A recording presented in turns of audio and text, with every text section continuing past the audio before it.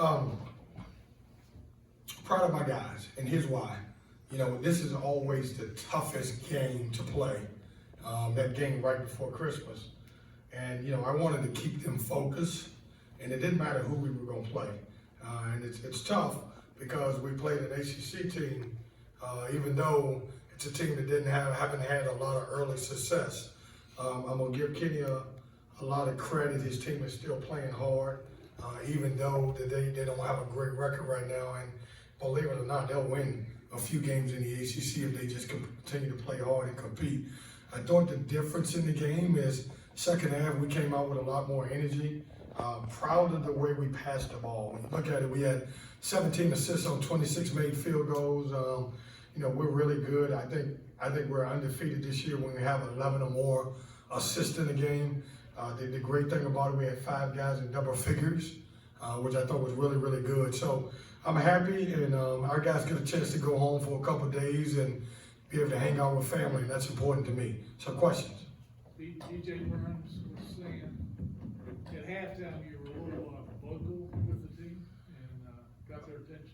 I would say a little.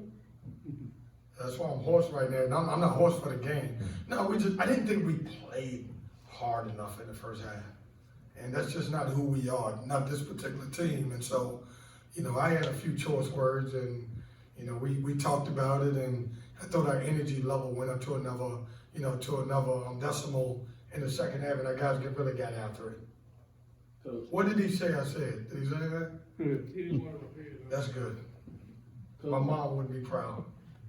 as a team, only 3 bench points tonight. Other than that, was there anything else you would like to see from your team? No, I thought we shared the ball. We didn't make some shots we would normally make.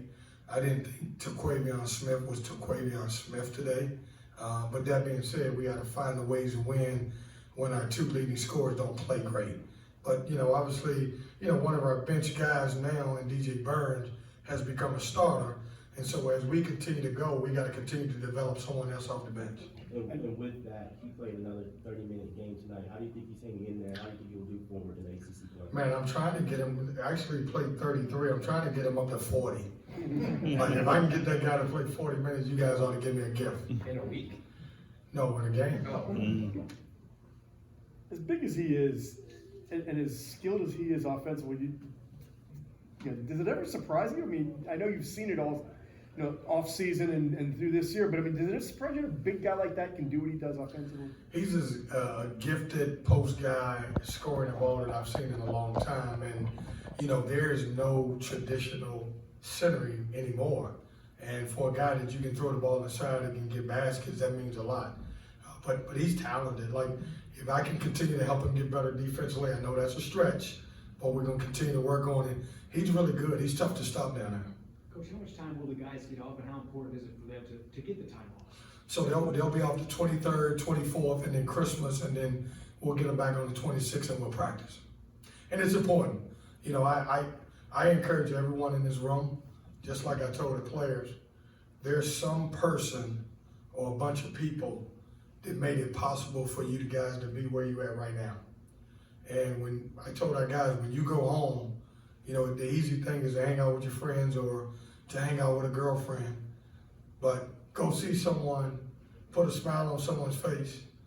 You don't know what other people are going through. And so I encourage you guys the same thing. You know, if you get time over Christmas, you know, make someone else smile. I think we forgot the true meaning of Christmas, and I know it's about great gifts. I know my wife's gonna get great gifts, but at the end of the day, it's about family, and so make it about family. Casey keeps on creating these big moments for you guys and creating momentum just by shooting the 3-ball and creating these runs. Is that something that you pride yourself on, and anyone on the team, including Casey, to kind of create that? Yeah, you know what? He's worked really hard to become a really good 3-point shooter. And when he runs the floor and he gets out and we can advance the basketball, he's usually very efficient from there. But, you know, you're talking about, I've got about 4 or 5 guys that I call workout warriors. He's one of those guys. He stays in the gym. He stays working on his game. He'll grab a manager when we can't work him out. But I'm proud of him because of the hard work that he's put in to get to this point. Other than the fact that the ball's going in the basket more, what's he doing differently than he was last year? I just think he's getting comfortable. And I know that sounds weird because he's been here for a couple of years, but he played in a system, a very good system, that was completely different than the way we play. And so I think he's starting to realize how to play fast and to be able to score that way. How close is Miranda now? You think you get in the mix at all? I don't know, Chip. I knew you were gonna ask that. I'm saying probably February 4th, probably. I don't know. I'll be honest with you. Hopefully, we'll see if he's ready for the Clemson game. I would say maybe Clemson, maybe Duke. And the toughest thing for him is right now his head spinning. We throwing so much at him. This kid was in high school last week, and so trying to figure out ball screen coverages, knowing plays, getting in shape. Believe it or not, you guys will laugh when I tell you this. DJ Burns is in better shape than Isaiah right now. Now that won't last, but he is. So He's lighter. He's I'm lighter. serious. Hey, because Isaiah couldn't play 33 minutes tonight if he had to. That's why.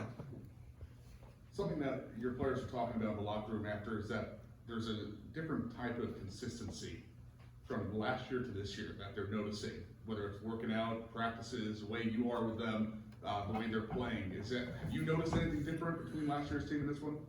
I love all of my guys from last year. We just were so undermanned. We just didn't have it.